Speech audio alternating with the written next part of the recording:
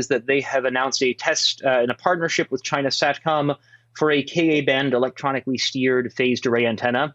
And this comes about a week after StarWin had released a promo video for its Ku Ka-band electronically steered phased array antenna, which included a pretty cool LinkedIn post and again a video that was quite really nice. It was a nice Audi SUV driving through what looked like the mountains of Sichuan province with some very relaxing music in the background with this electronic antenna on top that was quite a flat antenna.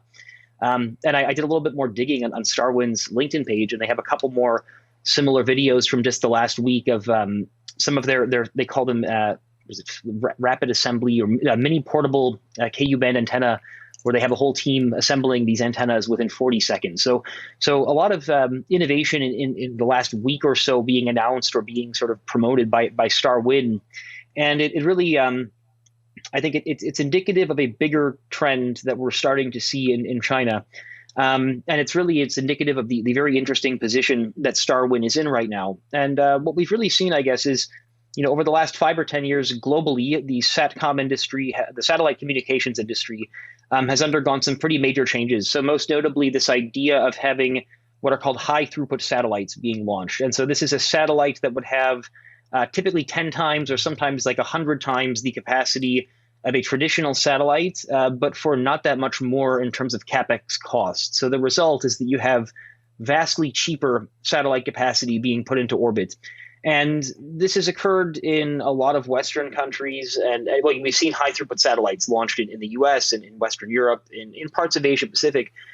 In China, we've seen relatively less. And this is, I guess, for a couple of reasons that we've not seen as much capacity coming online in China. The first one is that the country has a relatively strong terrestrial network. And so this has led to the perception that you don't really need to have a lot of satellite capacity. The second element is that China Satcom, the local satellite operator, has what you could pretty generously call a duopoly in the market with APT Satellite, which is a China Satcom subsidiary, or you could also reasonably call it a monopoly. But essentially, China Satcom has had a pretty good business of satellite broadcast and serving government clients. And so you've really not had as much of a need to deploy high throughput satellite capacity in China as you have in the rest of the world. And I would point out this is not necessarily unique in China. If we look at Japan and South Korea, their two national satellite operators, JSAT and KTSat, have also been relatively slow to deploy HTS capacity, and for similar reasons, although JSAT now has a couple of HTS payloads.